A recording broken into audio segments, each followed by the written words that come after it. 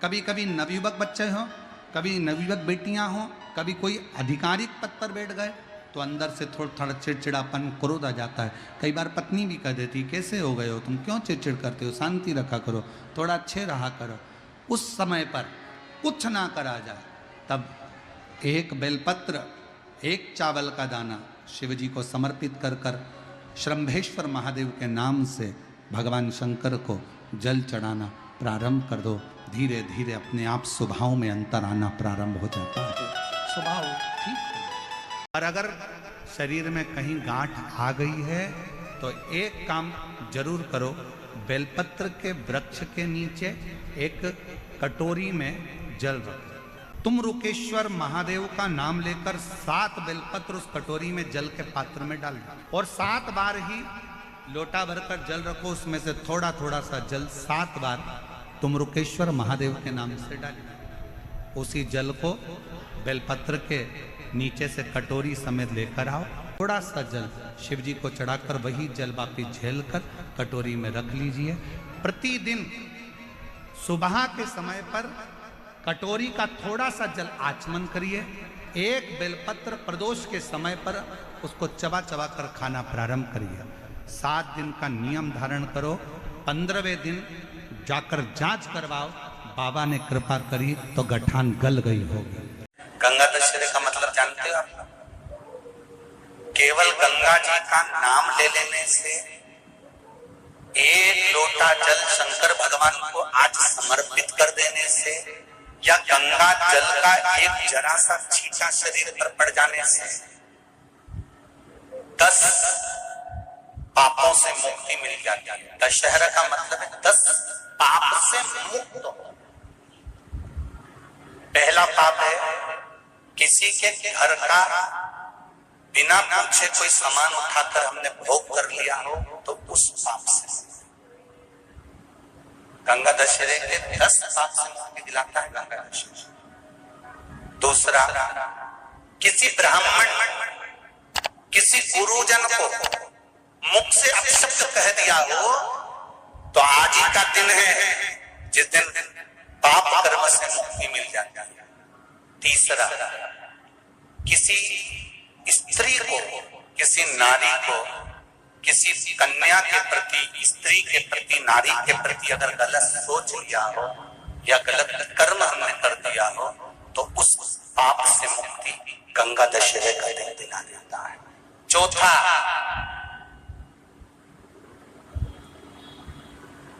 रजो धर्म धारण करने वाली नारी, रजस्वला स्त्री के हाथ का बना हुआ अगर हमने भोजन ग्रहण कर लिया है तो आज गंगा दशहरे का दिन ही ऐसा रहता है जिस दिन उस पाप से हमें मुक्ति मिलती है।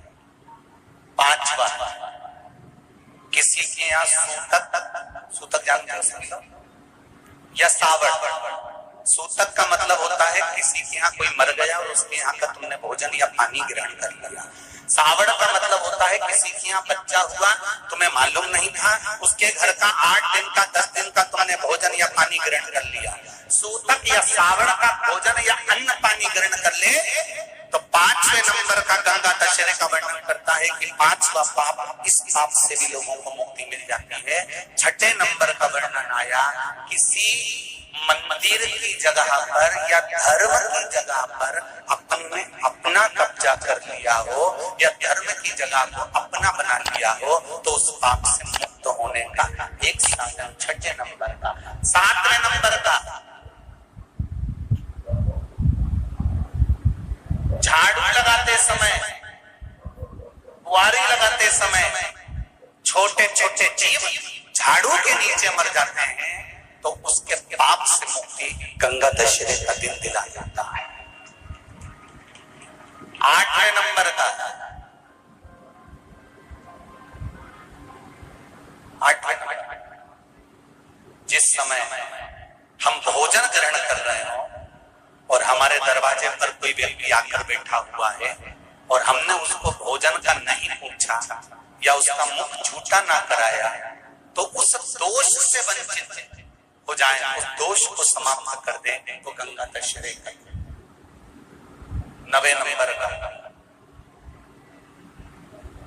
बेटी की शादी करी और बेटे की शादी करने पर बहुत सारा कन्यादान आया। उस कन्यादान में साड़ियां ज्यादा आ गई, सामान ज्यादा आ गया, मिक्सर 2 सेट आ गए, डिनर के 2 सेट आ गए, और मायके वालों ने 1 सेट अपने घर में रख लिया और उस मिक्सर में खूब सामान पीस के खाया, खूब निपटाया। बेटी के कन्यादान का सामान घर में रखकर उसका भोग करने पर जो पाप लगता है 9वें नंबर का कहता है गंगा दशहरे का दिन उस पाप को धो देता।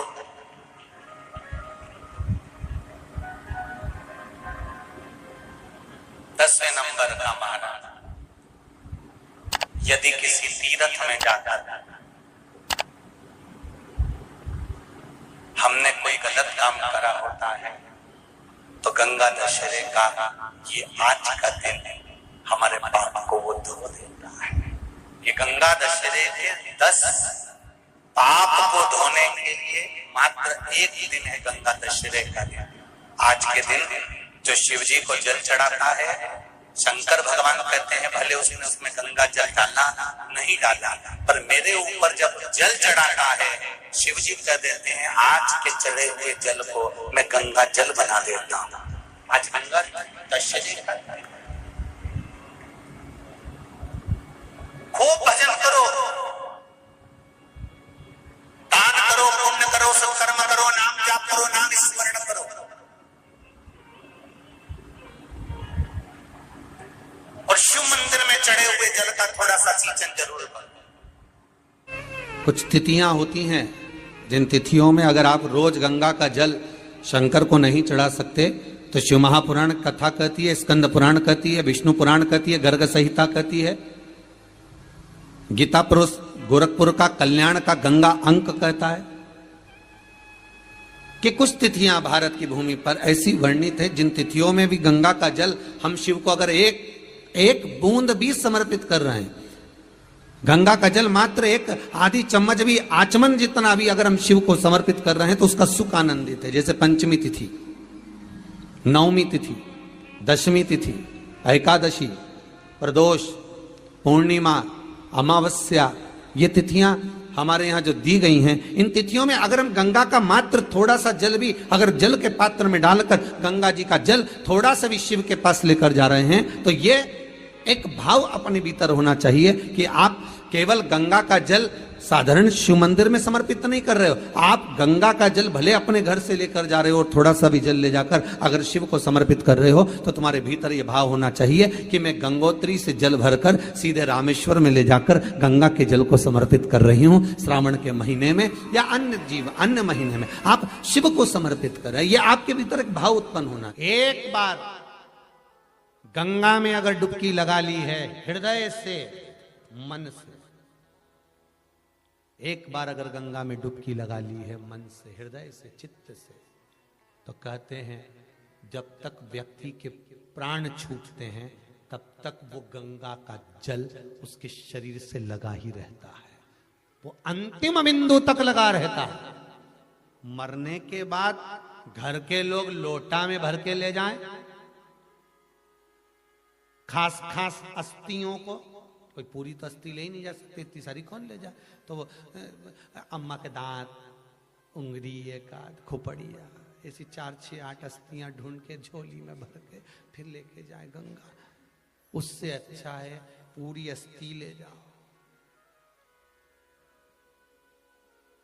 पूरी ये शरीर संपूर्ण जीते जी गंगा का स्नान हो जाए।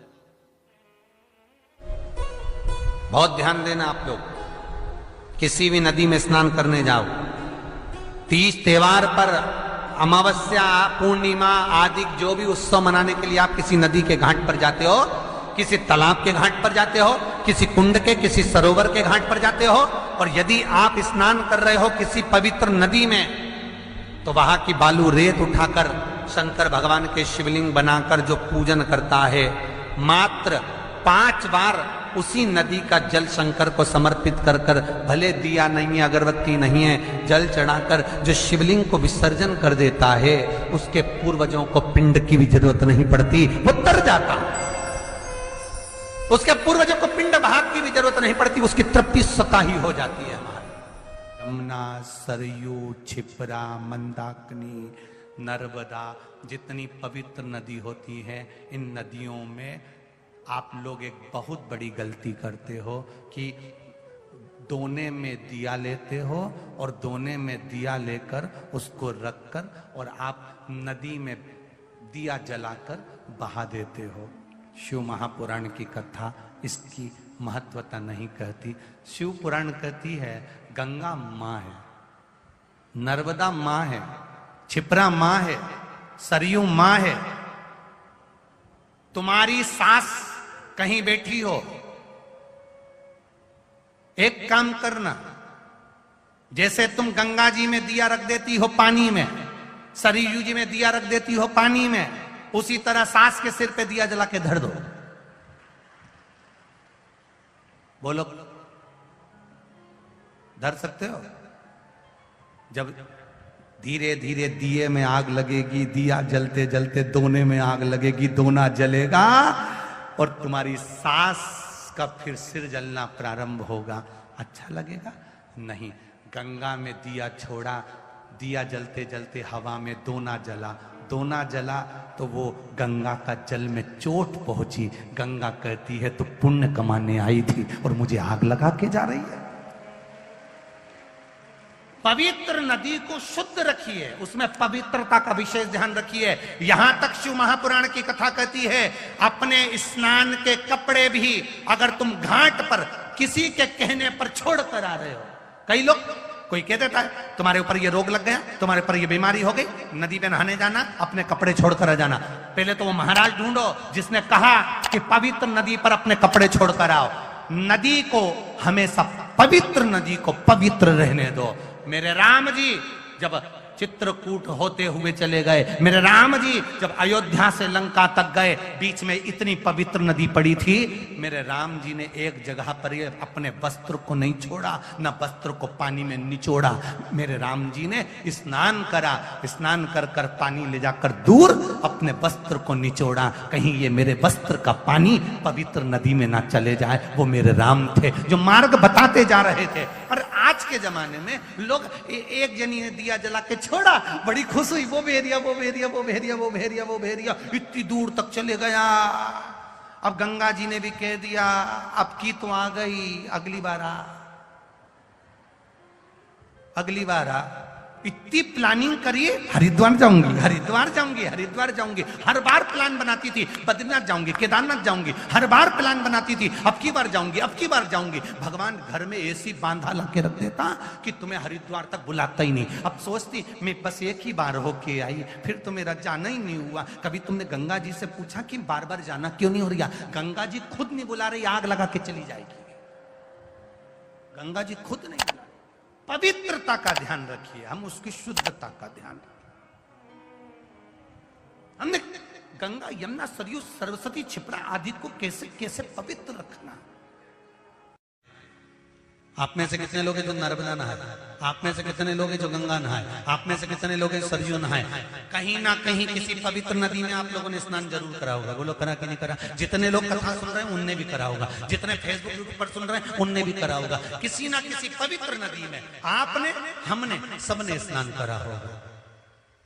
अब स्नान तो हम कर लिए,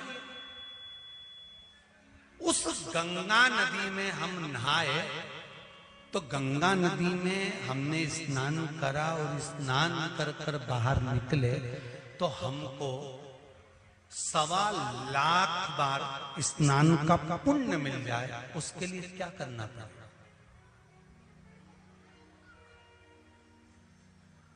एक डुबकी लगाए हो महाराज और कह रहे हो कि 1.25 लाख डुबकी का फल चाहिए, तो क्या करोगे? 1.25 लाख डुबकी का फल पाने के लिए क्या करना पड़ेगा? केवल एक काम, जिस पवित्र नदी का स्नान कर रहे हो उस पवित्र नदी की बालू का, बालू मतलब रेत का, बालू का शिवलिंग का निर्माण करना, उसका पूजन करना, पूजन कर कर जो बत्ती जोड़कर 108 बत्ती बनाई है, पूजन कर कर एक दिए में वो बत्ती उस जो बालू का शिवलिंग बनाया है, पार्थिव शिवलिंग का निर्माण करा है, जो तुमने किसी गंगा, सरयू, नर्मदा, क्षिप्रा, मंदाकिनी, नर्मदा आदि पवित्र नदियों के तट पर स्नान करते समय तुमने जो शिवलिंग बनाकर पूजन करा है, उसके सामने वो बाती को जला देना, उसी से आरती उतार लेना, वो बाती वहां लगाकर छोड़ देना और छोड़ने के बाद उस शिवलिंग का फिर विसर्जन कर देना। विसर्जन कर कर उसी जल को अपने ऊपर छींट लेना। 1.25 लाख डुबकी का फल एक ही क्षण में प्राप्त होता है। इसको लक्षेश्वर महादेव कहते हैं।